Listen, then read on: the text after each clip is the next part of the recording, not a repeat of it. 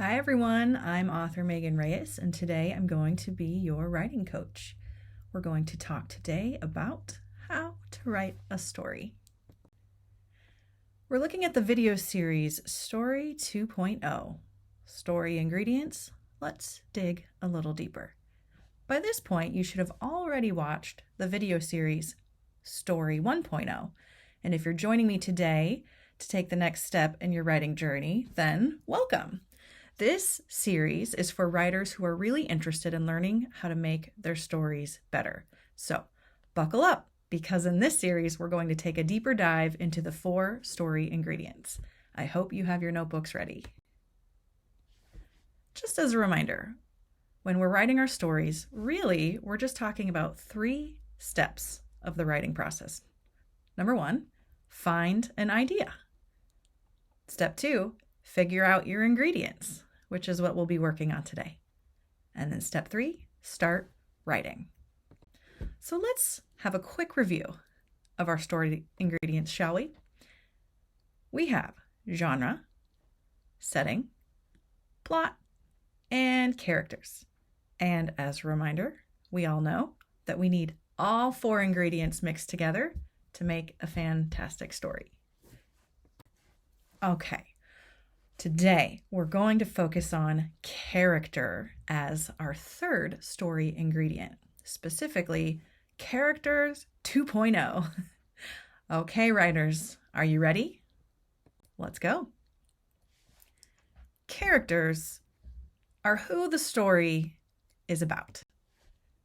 Now, as we looked at in our 1.0 series, we know that we have main characters and minor characters, and the main character is who the story is solely focused on, or mostly focused on, mainly focused on, which is why they are called the main character. We also have minor characters that will join us along our story, as well as the antagonist. Dun, dun, dun. And I will talk a little bit more in detail about the antagonist in just a moment. So, we know that any story needs characters, right? Without characters, you don't have a story. And part of what we do as writers is we get to know our characters. The better we get to know them as a writer, the better our readers will get to know them as they're reading the story. So some of the questions we can ask ourselves, and we talked about this in the 1.0 video, but take a look at who are their friends and family, where do they live. You can think about where they go to school and what's that like, what's their personality like. So all of these things, again, we've reviewed in our series 1.0. But what I would like to do now is take a little bit closer look at how we might answer some of these questions. So for example, when you're thinking about your character's personality, this is going to determine so much about how they react to certain situations. So it's actually really important to think about who they are and what they're like. So for example, their personality, if you take a look at the list on the left-hand side here, are they kind, daring, funny, optimistic, pessimistic, patient, confident, rude, selfish, talkative, energetic? These are just some of the words you could use to describe your character. And of course, feel free to choose more than one of these words or other characteristics that you can think of. And in fact, I would encourage you to think of positive character traits as well as negative. I know a lot of times when we're thinking about our main character, we learn to really like them as the author. And sometimes, or I'll speak for myself, I know sometimes when I write my characters, I sort of forget to give them flaws. I forget to give them negative characteristics. And so we want our characters to be believable though. And we know that in real life, all people have positive traits as well as some negative traits too. So for example, if you're going to make your main character funny and optimistic, you might also want to make them maybe a little bit rude or selfish at times, just to sort of balance them out. Now, when you're thinking about hobbies, passions, and interests, you can take a look at this list in the middle here. Uh, Maybe they like art, computer coding, music, sports, nature, animals, cooking, writing, reading, photography, science, astronomy. These are just a few ideas. And why it's important to know what their passions and hobbies are is this will help sort of steer the story in a certain direction based on what they're super into. Um, and lastly, think about what your characters look like. I actually really enjoy drawing my characters just for fun. I make little sketches in my writer notebook as I am creating them, as I'm getting to know them. And so you might enjoy just drawing a little sketch of your characters as well. Okay, so we talked about this in video 1.0, but we're going to take a deeper dive into the big question: what does your character want? As well as the conflicts, which are who or what is stopping them from getting what they want, and how do they respond? So I'd like to actually take a look at characters from my book, Heroes of Havensong. Book 1 is Dragon Boy, and I actually chose to have 4 main characters in my story, which was honestly kind of a lot of work as I was writing, but also a lot of fun. And so I would like you to meet my 4 main characters, as you will meet them in the book as well. First, we have Blue, the stable boy whose fate takes an unexpected turn. Next, we have Ren, the magic girl who loses her magic companion. Then we have Shenli, the mainlander soldier boy with secrets. And lastly, here we have River. Her name is hidden behind my head, but this is River, and she is a dragon rider who is afraid of heights. And you will learn in the story she doesn't actually want to be a dragon rider. She's more of a reluctant dragon rider, which in turn leads her to all kinds of conflicts. But just as a quick example for my main characters, here are some qualities that I came up with for each of them. So Blue is kind, fearful, and really wants to live a calm life caring for his horses. Remember, he's a stable boy. Ren is brave and curious, but feels like an outsider. Shenli is sarcastic, skeptical, but he really cares about his family. And River is clever and always has a plan. So let's talk for a minute as you hopefully have a lot of fun thinking about your main characters as well as your minor characters too. You'll have to come up with a list of qualities and interests for your minor characters. But there's one character I really want to highlight, and that is the antagonist. Dun, dun, dun. We know that we learned in our first video 1.0 that the antagonist, another name for them, would be the villain. Now, I do want to point out that not every story needs to have an antagonist. And a good example of this is the movie Cars. I guess you can argue that an antagonist might be the other car that Lightning ends up racing. Oh, what's his name? Chick something. I think he's green. But for the most part in the movie Cars, there's not really an antagonist so much. What you have is Lightning McQueen getting stranded in Radiator Springs. And what he comes across are a lot of conflicts that are situational conflicts that he has to overcome. There's not so much an antagonist that's working against him throughout the movie. So that is an exception of a story that doesn't have a main antagonist. However, most books or movies that you are watching or reading, you'll find an antagonist, an actual person. So that's what we're going to be talking about today. If there is an antagonist, then this is the villain of your story. And the whole purpose is to add conflict. And they're trying to stop your main character from getting what they want. So when you're thinking about your antagonist and who it might be, I want you to think about who they are and what they want. So in addition to figuring out their quality, their personality, and their passions and interests, the antagonist also needs to have a goal. Try to make them interesting. Think about, why are they acting bad? And I put bad in quotes because according to your main character, the antagonist is going to be acting bad or poorly. But think about, how evil are they anyway? I have a little, at the top right hand side of the screen here, a little meter gauge of your antagonist. Are they just a little bit bad, or are they all the way here on the other side where they're like super villain evil status? So you'll kind of have to decide where your antagonist falls.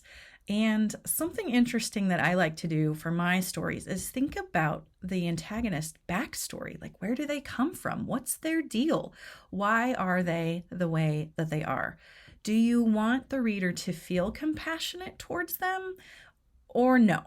Why or why not? If you don't want your reader to feel compassionate towards your antagonist, then I suggest making them like super evil villain status. Most of the time, though, you'll find that your villains have a reason why they're acting the way that they are.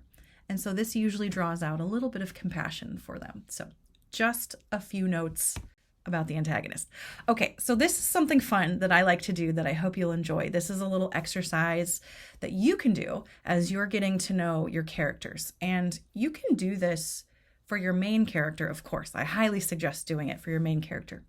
You can also do this for your minor characters or even your antagonist. So how can you get to know your characters? Well, by asking questions. This is also known as a character interview. And if you search online, if you have permission from a grown-up to search online, you can look for character interviews and you'll find a whole bunch of different ones. In order to develop characters that feel like real people to your readers, you'll need to understand your characters from every angle. One way to do this is to conduct a character interview, where you ask questions about your character as if you were interviewing them. And so one of the character interviews I found is from the website Masterclass, and you can find this for yourself if you'd like. It's called 45 Questions to Ask Your Character. Now, we're not going to read all of them right now.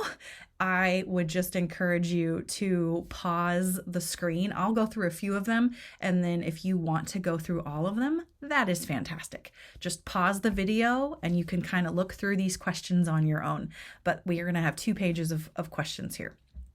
So for example, think about where they were born. What's the most embarrassing thing that's happened to them? That's an interesting question.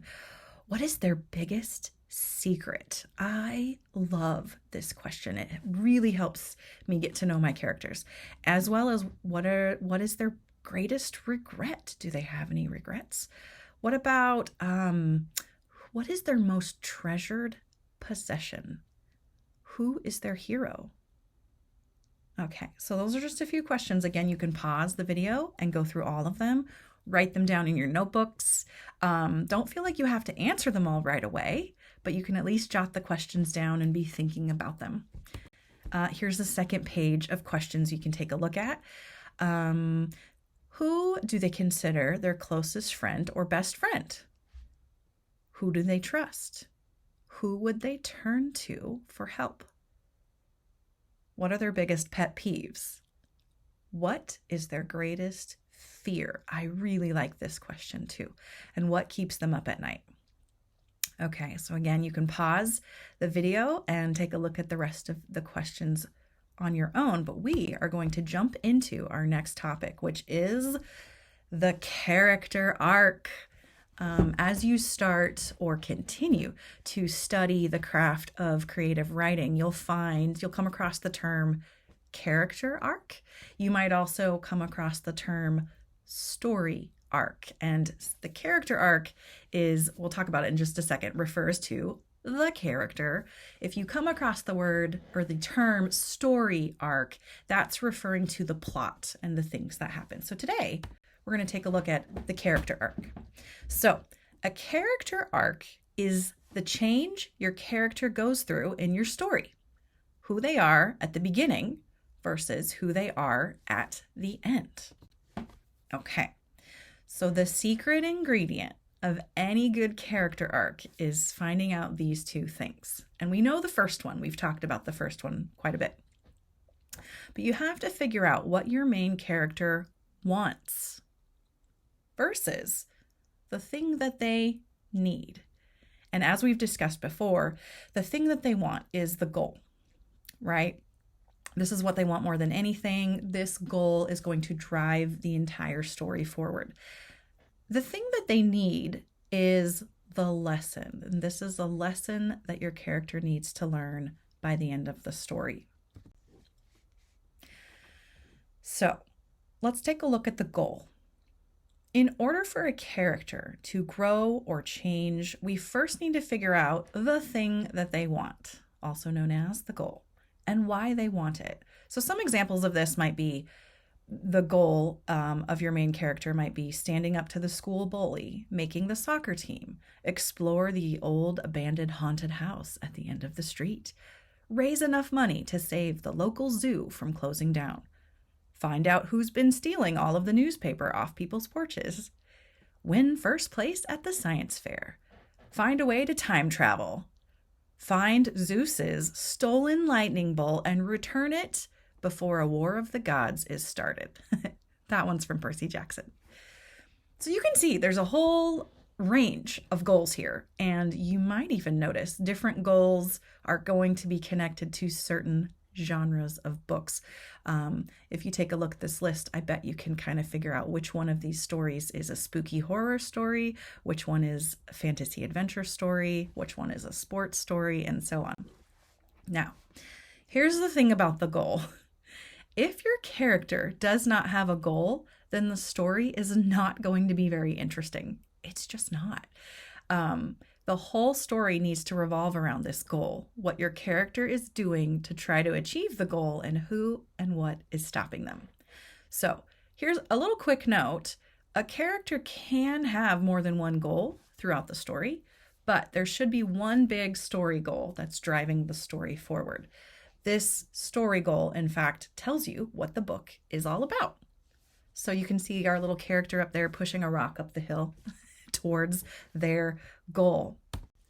Now, this is a quote from K.M. Weiland, who is an author, and I'm going to be referring to K.M. Weiland throughout this series because she has a super great resource of teaching writers how the story craft, the craft of writing. So here's what she says about the goal. Characters have to want something, right? That's the whole point of a story. The character wants something, the antagonistic force gets in the way, conflict ensues, bing, bang, boom. So it's totally a no-brainer to point out that a book in which a character lacks solid story goals is a book that's not going to work. Whew! No pressure, huh? Coming up with that goal. Okay, so here's a few examples of character goals. In the movie Thor, his whole goal is to be king. In How to Train Your Dragon, Hiccup's goal is to fit in with the other Vikings. In Toy Story, number 1, Woody's goal is to be Andy's favorite toy. And in Cars, Lightning McQueen's goal is to win the Piston Cup. Now, let's take a look at the second thing, the second ingredient of a good character arc, which is the lesson or the thing that your character needs to learn. The thing your character needs is usually going to be nothing more than a realization. It is the lesson they learn that transforms their life and how they relate to others. So some examples of a lesson your character might learn by the end of the story. They might find the courage to stand up for themselves.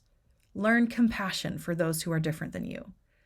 Making friends is more important than winning, which is what we see in Cars. You don't need to travel across the universe to find happiness. You can find it with the ones you love. You are enough just as you are. It is okay to ask for help. So those are just a few examples. Now, when your character learns their lesson, this is how we, as the reader, see them grow. This is how the reader can tell that the character is different at the end of the story than they were at the beginning. And by the end, we should see how the character is acting differently or thinking differently based on what they've learned.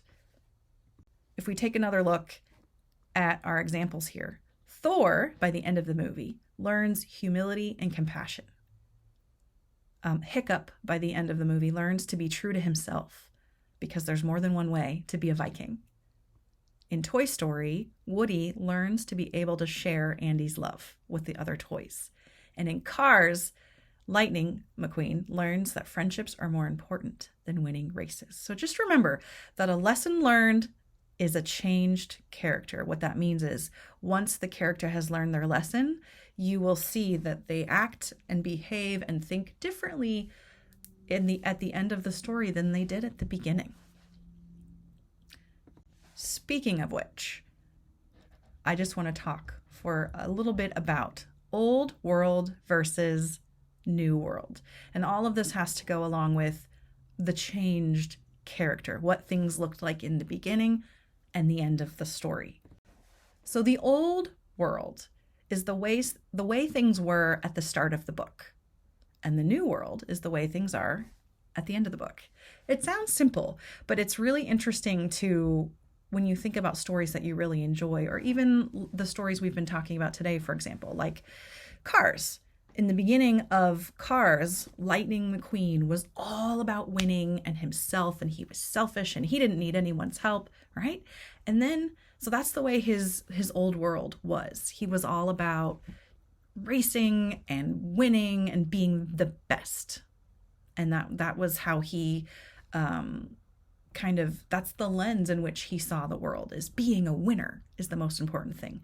By the end of the book, or the movie, the new world for Lightning is a world in which he has allowed friends to become part of his life. And you can see the way he allows them into his racing world and allows them to come help him out. He's able to ask for help, right? So we see a changed Lightning McQueen by the end of the story. So just as you are planning your story, just think about how things look in the beginning and the end, and how your character is changing throughout. So this is actually sort of what I was just chatting about. I just forgot to switch over the slides. So think about how things look in the beginning of the story. What did they want? What did your character want in the beginning? What was most important to them? And why did they want those things? How did they treat other people? And in the new world, at the end of the story, how have things changed? How have their relationships with others changed, or their personalities changed? What have they learned about themselves and about others that makes their world different? Have their beliefs changed? This is how we measure character growth. And this is how we can tell that they have learned their lesson by the end of the story. So now it's brainstorming time. This is the part where you can pause the video. I know we're coming in on about 24 minutes. Whew, take a breath. You're doing great. You can pause the video and take a look at these questions, and write the questions down in your notebook. And you can take some time to think about how you might answer them. Brainstorming is one of the most important parts of creating stories. And so when we talked about the 3 steps of a story, step 1, find your idea. Step 2, story ingredients. This is all part of step 2, is outlining, brainstorming. And so as we're thinking about characters, let's take a look at these questions. Who is your main character, and what do they want more than anything? What is their goal? The next question. Who or what is stopping them from getting what they want? If it's a person, this is the antagonist. So maybe write down some thoughts and ideas about your antagonist. By the way, there can be more than one antagonist. Sometimes the antagonists like to hang out in a little group. So just something to consider. Who are some of the minor characters, and in what ways do they help the main character?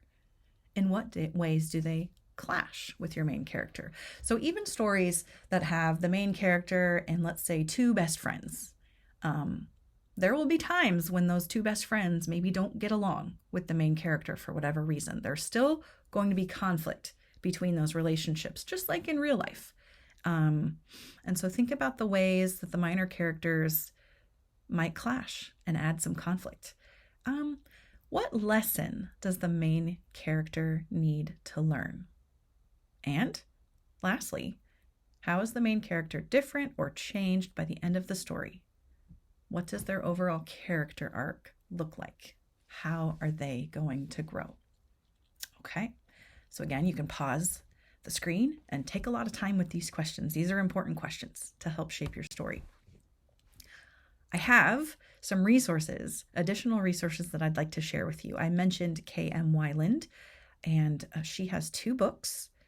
The first one, she actually has a lot of books. She has a lot, but 2 books that focus in on character arcs that I wanted to bring to your attention. So the first one is Creating Character Arcs. And the second one is Creating Character Arcs, the workbook that goes along with it. And this is a fantastic resource learning about character growth and goals and lessons that need to be learned. And I highly recommend these if you're really, really looking to dig deeper.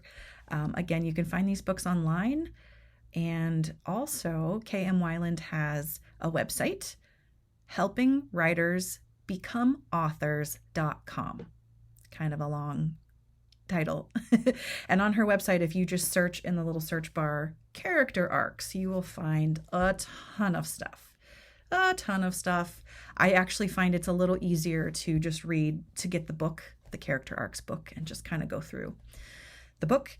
And then also, K.M. Weiland has a podcast. So if you enjoy listening to podcasts, if that's how you help, or that's the way in which you learn best, by auditory listening, then I suggest looking on whatever podcasts platform you use. I use Apple, and just search for Crafting Stunning Character Arcs, those exact 4 words. And you will find a 15-part series that K.M. Weiland did in 2014. It's fantastic. So, and then as a little bonus there, I added the book Writing Archetypal Character Arcs. Now, we didn't even talk about character archetypes in this session. That's like a deep, deep, deep dive. But if you want like the next level of understanding the different types of characters, you might enjoy this book. Okay, everyone, that is a wrap on Character 2.0. In our next video, we're going to be looking at Plot 2.0, taking another very, very deep dive into the world of story arcs, beginning, middle, and end, and all of that. Now, if you would like to find more resources online, you can find me at meganreyes.com. If you go up to the top of my website, you'll see a tab that says Resources. Go down, click for Writers, and then Writer Resources. And there's all kinds of extra things that you can check out there.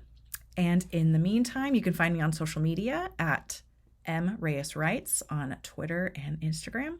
And I'm just so proud of you hanging in there. We're almost at 30 minutes. So you did a fantastic job listening. I just want to commend you for taking the time to learn more about characters and how you can craft your characters to become more believable, more lovable. And I just wish you well in your writing journey. I hope to see you next time when we check out Plot 2.0. All right, see you then.